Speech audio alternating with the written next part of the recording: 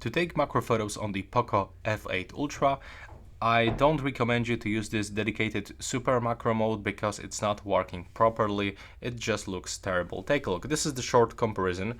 So if I try to take the photo of my palm, take a look, it's not catching any focus because we have to keep our phone 30 centimeters away from the object that we want to capture.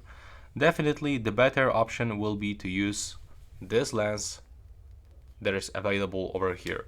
So to do this, we have to just go for the photo mode. We have to select 5x. Remember about good lighting condition. You can even turn on the flashlight manually. And take a look. If I try to take the photo of my hand, I can actually do this right now. And just remember to hold your phone as steady as possible.